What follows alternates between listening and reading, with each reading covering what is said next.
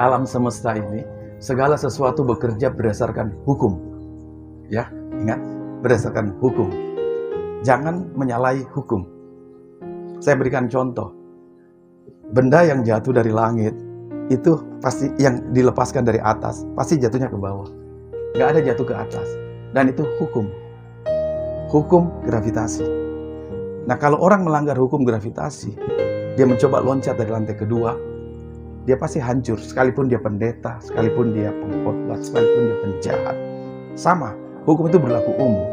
Dan segala sesuatu di alam semesta ini bekerja berdasarkan yang namanya media. Semua punya FB ya, ada internet, ada frekuensi. Frekuensi itu bekerja, gelombang radio dan juga gelombang internet, berdasarkan ada yang namanya satu lapisan di udara, namanya ether. Ether itu penting sekali, itu yang merambatkan frekuensi. Kalau nggak ada ether, kita nggak akan bisa dapat gelombang, kita nggak bisa buka FB. Dan perlu yang namanya media. Ini ada kabel, isinya kabel ini listrik. Tidak akan bisa listrik menyalakan lampu kalau tidak ada media. Medianya apa? Medianya kabel, dialiri listrik. Dan itu sudah hukum. Kemudian kita sebagai petani, kita kalau menanam perlu namanya media. Media tanam kita, tanah atau hidroponik, medianya adalah air. Saya mau tantang petani jago, coba menanam tanpa media. Bisa hidup nggak? Nggak bisa. Karena itu hukum kesemestaan alam yang nggak boleh Anda langgar.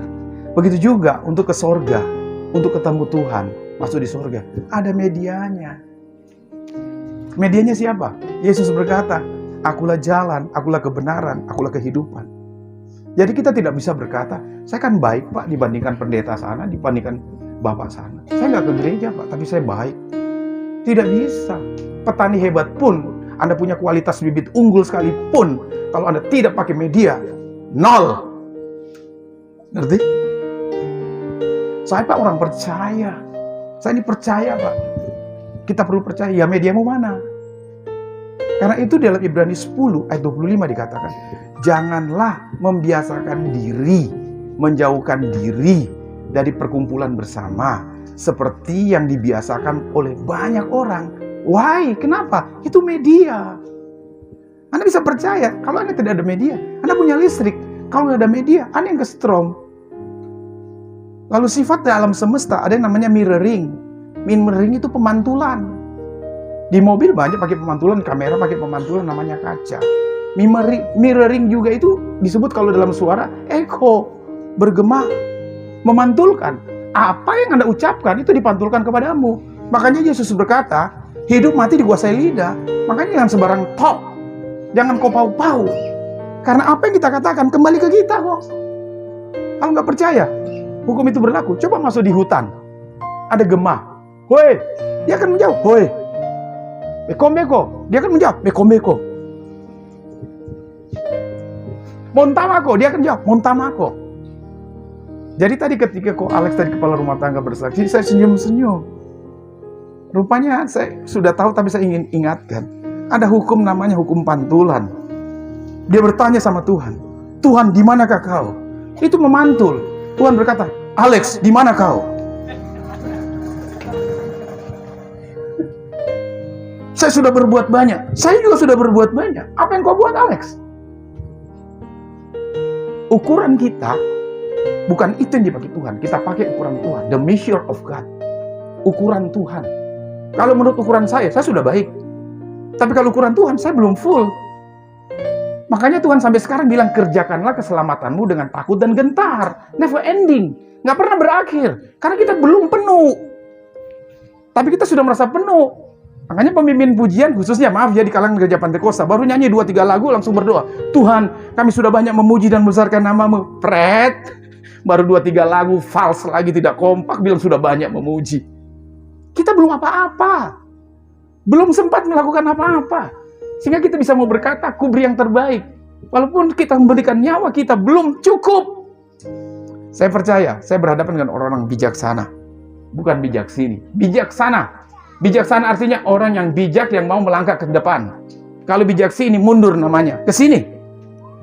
Anda bijaksana, Anda melangkah ke depan. Jangan begini-begini terus hidup. Hidup saya, hidup Anda, ke depan harus lebih baik dari sekarang. Iman Anda harus naik, upgrade terus. Kita pakai hukum kesemestaan yang nggak boleh kita langgar. Setuju? Pakai hukum kesemestaan. Anda mau menampung banyak berkat? Padi Anda tabur. Medianya apa? Tanah. Mau diberkati? Mau. Menabur. Itu prinsip. Hari gini mau panen tapi tidak punya sawah, tidak menabur. Baru minta Tuhan berkati. Biar pendeta bagaimanapun minta, Tuhan kami mau panen. Malaikat bilang, di mana sawahmu bro? Ada sawahku. Mana benihmu yang kau tanam bro? Tidak ada, pokoknya saya mau minta diberkati. Nggak bisa. Jadi harus mematuhi hukum ini. Kalau mau panen 130 kali, 60 kali, 100 kali, Anda harus memberi. Nggak bisa tidak. Memberi. Lukas 6:38, sebab ukuran yang kamu pakai akan diukurkan kepadamu. Mirroring kan? Pemantulan kan? Akan ditumpahkan, dipadatkan, jatuh ke ribaanmu. Ribaanmu di pangkuanmu, tidak di tempat yang jauh. Di sini. Jadi kalau Tuhan mau memberkati, bukan Tuhan berkati tetanggamu, kamu yang diberkati, kita yang diberkati. Saya berharap ini kita mendasar ini. Dan firman Tuhan tadi saya baca, ternyata Tuhan mengingatkan, jangan terikat dengan harta. Kenapa? Semua itu akan ditinggalkan. Ada di sini orang super kaya, hartanya di bawah? Enggak ada. Ditinggalkan. Kalau kita bijak, apa yang kita kerjakan, apa yang kita miliki, ditinggalkan. Saya berharap kebenaran firman hari ini yang akan memberkati. Jangan gila deng harta, ya. Yang gila deng jabatan, deng uang, ya. Berita kematian itu cepat sekali datangnya. Kalau itu sudah datang, ijazahmu yang S2, S3 sekalipun, orang terdekatmu tidak bisa pakai. Itu sisa jadi tinggal kertas kosong yang tidak bermakna. Jadi kita harus cermati. Makanya firman Tuhan mengatakan, lebih baik ke rumah duka daripada ke rumah pesta. Kenapa? Di rumah duka kita tahu kesudahan kita. Kalau Anda ke rumah duka, Anda selalu ingat, saya akan begitu. Iya. Anda melihat istri, anak menangis, semua ditinggalkan. Anda juga dan saya akan begitu. Iya. Saya percaya, semakin kita memahami tentang kematian, semakin kita bijaksana, bukan bijak sini. Semakin kita mengerti bahwa setuju atau tidak, Anda pasti akan ketemu Tuhan. Mari kita membuka firman Tuhan. Hari ini mungkin baru bagi kita, atau sudah lama tahu, tapi tidak pernah kita ditekankan. Coba kita membaca.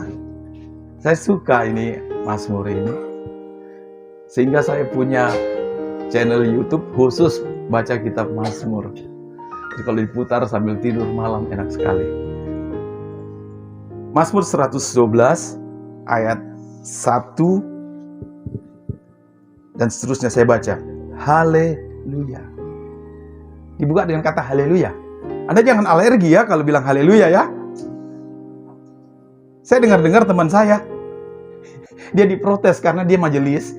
Di akhir doa dibilang haleluya. Oh so pante. Alkitabmu itu ada haleluyanya juga. Nah karena kita tidak tahu, makanya kita bodoh. Orang fanatik itu orang bodoh. Di bawah tempurung. Semakin Anda mengerti, Anda semakin luas dengan semuanya. Anda tidak akan berdebat, karena Anda tahu kebenaran. Kebenaran tidak perlu dibela. Kebenaran bisa membela diri. Makanya kita tidak perlu front pembela Kristen. Nggak perlu. Haleluya itu bahasa Ibrani. Haleluya, halal Yahweh. Terpujilah Tuhan. Jadi kalau kamu melarang orang bilang haleluya, kamu melarang orang memuji Tuhan. Sementara di kitabmu ada haleluya juga. Jadi makanya kita perlu belajar ini. Dan kita harus tegas, pengajar firman itu mengajarkan hal ini. Haleluya, tanda seru lagi. Berarti memang shouting. Cara menyebut haleluya dalam Ibrani itu harus teriak. Haleluya, halal Yahweh, terpujilah Yahweh. Berbahagialah orang yang takut akan Tuhan, yang sangat suka kepada segala perintahnya. Anda mau bahagia? Gak ada cara lain. Hartamu banyak, gak menjamin bahagia. Saya bisa membuktikan banyak orang justru mati di tengah kelimpahannya. Bunuh diri. Berbahagialah orang yang takut akan Tuhan, yang sangat suka kepada segala perintahnya. Sangat suka, tahu sangat suka. Senang sekali, demen sekali, mau sekali. Kalau Anda sangat suka, Anda selalu bertanya, kapan lagi ada penyampaian firman? Kapan lagi ada berita? Saya rasanya ingin baca terus. Orang yang suka seperti gitu, Tuhan pencipta langit dan bumi yang punya nafas hidup kita berkata, kamu pasti berbahagia. Pasti berbahagia. Stop. Bukan sampai di situ, masih ada seterusnya. Ayat 2. Anak cucunya akan perkasa di bumi. Angkatan orang benar akan diberkati. Angkatan ini keturunan orang benar diberkati. Papa mamanya sudah mati, tapi anaknya perkasa. Perkasa di bumi itu artinya tidak roboh. Dia berjalan terus. Kemudian apa? Harta dan kekayaan ada dalam rumahnya. Kebajikannya tetap untuk selamanya. Di dalam gelap terbit terang bagi orang benar, pengasih dan penyayang dan seterusnya. Kalau kita sudah tahu bahwa hal ini pasti terjadi buat kita. Ini firman Tuhan. Bukan perintah bupati, bukan SK gubernur. Firman Tuhan yang bilang ini. Dan ini hanya sekilas pembacaan saja dan kita bisa percaya. Anda bisa percaya, tapi kalau Anda tidak ada media, sulit ini masuk. Kok Alex punya listrik, kalau nggak punya kabel sebagai media, dia punya generator, nggak punya kabel untuk media, tidak akan terang ini apa-apa di sini. Cuma generator bunyi, ada listrik, nggak ada media. Anda percaya firman? Yes. Kita tahu ini firman Tuhan? Yes. Saya percaya? Yes. Mediamu apa? Cuma jadi generator yang bergetar di tempat, tidak menerangi apa-apa, boros energi, isi bensin, ganti oli, tidak pernah menyalakan rumah, nggak ada media. Kan lucu kalau Anda punya tetangga setiap hari nyalakan genset, tapi gelap gulita. Saya berharap kita di sini jangan bergetar saja sebagai generator, isi bensin, kolekte, ke gereja atau apa, tapi media Anda nggak punya. Media harus punya. Puji Tuhan. Saya selalu tandas dan eksak kalau firman. Karena saya bukan teori, saya alami. Kalau saya cuma teori, saya penjual obat, saya alami. Sampai umur sekarang, saya sehat, tidak pernah sakit. Umurku sudah 57 tahun. Dan keturunan saya itu ajaib Tuhan bawa. Padahal kami pendeta, kok bisa? Bukan cuma itu. Apakah kami tidak punya masalah? Punya. Firman Tuhan berkata kemalangan orang benar banyak, tapi Tuhan melepaskan mereka dari semuanya. Banyak masalah saya. Mungkin lebih berat daripada masalah Bapak Ibu. Tapi tangan Tuhan itu selalu ada. Aku masih punya Tuhan. Lagu tadi. Sampai di sini? Sudah paham? Bisa kita lanjut? Ini firman Tuhan. Matius pasal 6. Ayatnya yang ke-19 hingga 20. Perhatikan ayat-ayat ini ya, ini perintah, ini firman Tuhan. Yesaya 55 ayat 11 mengatakan, setiap firman yang keluar dari mulutku tidak akan kembali sia-sia. Dia akan melaksanakan apa yang diperintahkannya. Ini firman Tuhan yang tertulis berkata begini, janganlah kamu mengumpulkan harta di bumi. Anda gak boleh protes loh. Ini bukan kata pendeta. Janganlah kamu mengumpulkan harta di bumi. Di bumi ngengat dan karat merusakannya, dan pencuri membongkar serta mencurinya. Ayat 20. Tetapi kumpulkanlah bagimu harta di sorga, ngengat dan karat tidak merusakkannya, dan pencuri tidak membongkar serta mencurinya. Karena di mana hartamu berada, di situ juga hatimu berada. Saya membaca ayat ini dan melihatnya. Ini sangat privately, sangat privasi, sangat pribadi. Kalau saya bertiga dengan Pak Pendeta ini bukan pribadi. Pribadi itu 4 mata, kami berdua. Segala sesuatu yang dibicarakan privately, privasi, berarti ada hal yang kami jaga, yang hanya kami 2 tahu. Setuju? Dibilang 4 mata. Jadi kalau saya telepon seseorang, saya mau bicara secara private, berarti ada hal yang penting ini mau dibicarakan. Menyangkut kamu dan hubungan kita, dan menyangkut hal yang sensitif. Nggak boleh ada pihak ketiga yang tahu. Tapi ini privately ditulis di Alkitab yang bisa dibaca oleh umum. Di mana privately-nya? Di mana privasinya?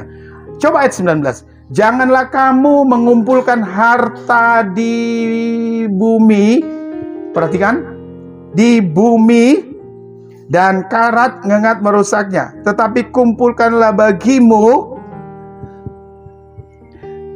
Yang saya memperhatikan di sini, Bapak Ibu, coba perhatikan.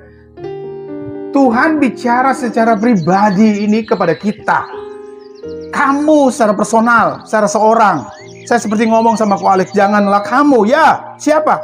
Me, ya, wow, ya, ni, kamu, ya, kamu. Atau yang bilang, tidak, kamu, privately. Jangan kamu mengumpulkan harta di bumi, ngengat dan kerat merusakannya dan pencuri membongkar serta mencurinya, tetapi kumpulkanlah bagimu,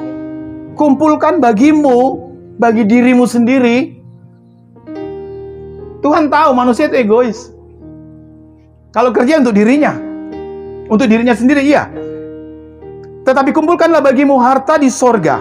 Di sorga ngengat karat dan tidak merusakkannya, dan mencuri tidak membongkar dan mencurinya. Saya mau beritahu, Bapak Ibu yang saya kasih dalam Tuhan, mulai hari ini, pola pikir kita, mindset, pola kerja kita harus berubah. Anda jangan bekerja untuk mengumpulkan harta. Kenapa? Hal mengumpulkan itu namanya tugas. Di mana ada hak, di situ ada kewajiban. Betul? Anda kalau mau makan enak, Anda harus kerja. Di mana ada hak makan enak, di sana ada kewajiban untuk bekerja. Anda mau punya banyak, Anda harus punya kerja yang lebih banyak. Di mana ada hak, di sana ada kewajiban. Di mana ada kewajiban, pasti di sana ada hak. Tapi Tuhan memberikan secara personal, pribadi kepada kita, bahwa mengumpulkan itu bukan hak, tapi kewajiban. Harus ngerti ya, mengumpulkan itu bukan hak, kewajiban. Anda store di bank tiap bulan itu kewajiban. Karena Anda sudah dapat hak mengambil kredit sebelumnya. Anda harus bayar kewajiban Anda ditambah dengan bunga, balik pokok dan sebagainya. Mengumpulkan itu bukan tugas kita orang percaya. Tugas kita bukan di situ. Lalu Anda bertanya, tugasnya siapa mengumpulkan? Pengkhotbah 2 ayat 26. Mari kita baca.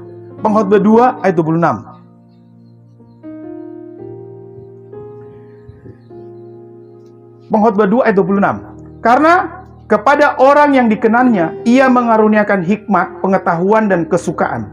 Pengkhotbah 2 ayat 26. Tetapi orang berdosa di apa di situ? Ditugaskannya untuk apa? Menghimpun dan menimbun sesuatu yang kemudian harus diberikannya kepada orang yang dikenan Tuhan. Itu pun kesia-siaan dan seterusnya. Tugas mengumpul, tugas menghimpun, itu bukan tugas kita. Tugasnya ada orang. Karena itu, kalau Anda mengambil yang bukan tugas Anda boleh tangkap secara logika, Anda boleh debat saya setelah ini nanti. Salah Pak Pendeta, mari kita bicara. Kita bicara logika, dan kita bicara secara faith dengan kebenaran. Kalau Anda mengambil tugasnya orang berdosa yang sudah ditetapkan oleh Tuhan, pemilik langit dan bumi, untuk menghimpun dan mengumpul, maka Anda sudah salah mengambil tugas, dan Anda akan mendapat konsekuensi daripada tugas itu. Itu sebabnya firman Tuhan berkata, jangan kamu berkeinginan menjadi kaya, memburu kekayaan, karena kamu akan jatuh dengan berbagai macam permasalahan.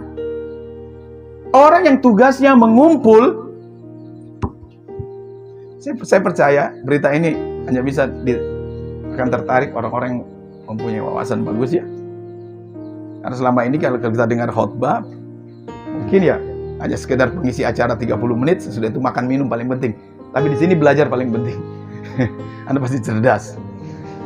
Kita perhatikan ini. Orang kalau tugasnya ngumpul, itu pasti pelit. Anda mungkin tanya, bagaimana Pak ciri orang mengumpul? Pelit, sekikir, menghemat. Dia pelit memberi. Untuk dirinya pun dia pelit. Cuma pakai celana pendek, pakai sandal jepit. Orang bilang, itu orang kaya, tidak sombong ya. Coba hidupnya, sederhana sekali. Kalau Anda tanya sama saya bilang, tidak, itu orang pelit. Dan itu tugasnya mengumpul. Karena begitu dia mati, gak dibawa semuanya. Ada orang kaya, Saya lihat, kaya raya. Cuma pakai Honda Win tua, celana pendek. Tapi di dalam tubuhnya bermasalah banyak sekali. Sakit penyakit. Pelit. Dan orang yang ditugaskan mengumpul itu selalu berhitung dengan waktu. Ayo ke gereja. Tidak leh, trompetkan tugas mengumpul. Buang waktu ke gereja. Pengumpul.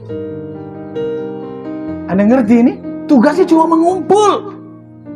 Saya bisa membuktikan banyak orang-orang kaya di luar sana, bahkan dalam negeri ini.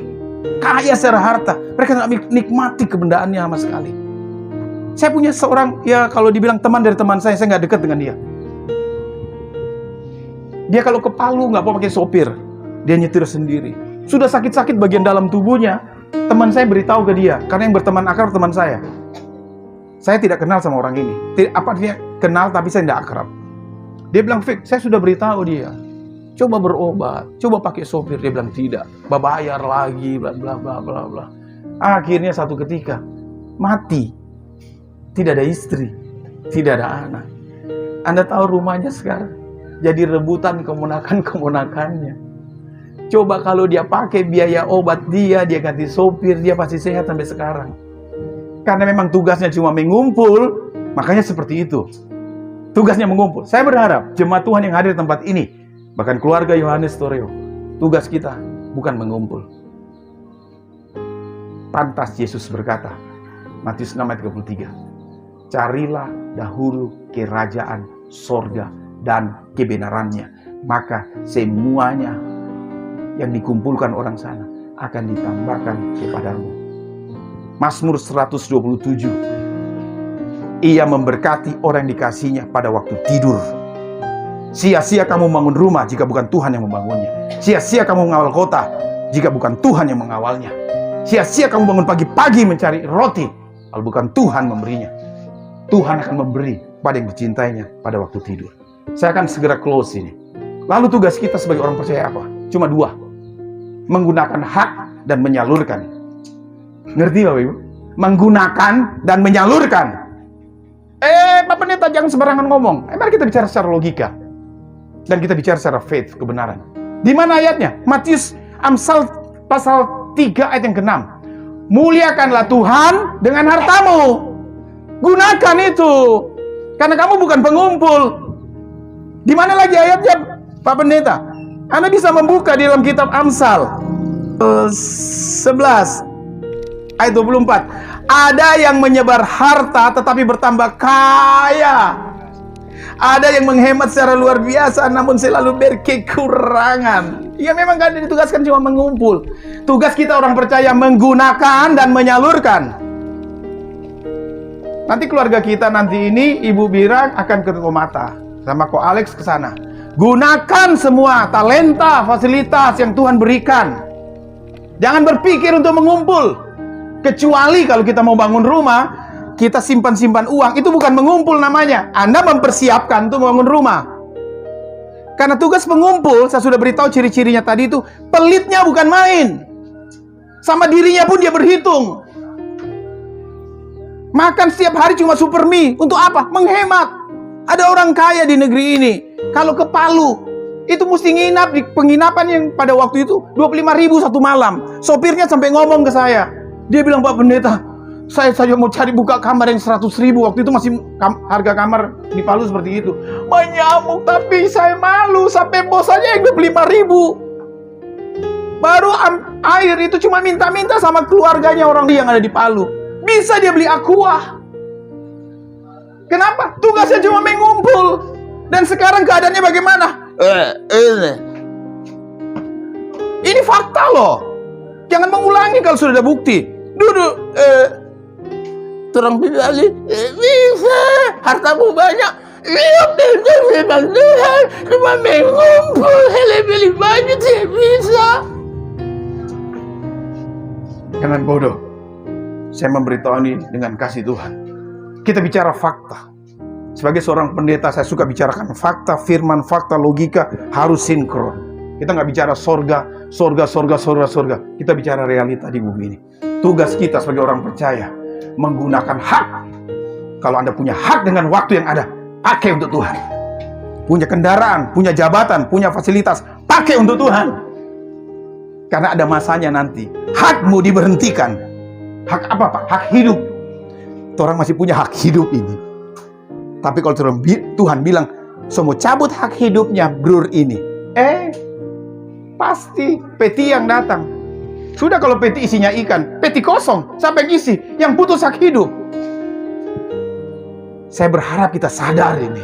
Kita benar-benar sadar. Di dunia yang semakin maju kan karena orang sudah lupa dengan firman Tuhan. Hak menggunakan dan hak yang menyebar. Menabur. Kisah Rasul 20 ayat 35 dikatakan, lebih berkat berbahagia memberi daripada menerima. Closing firman Tuhan hari ini. Jangan mengumpul supaya kaya.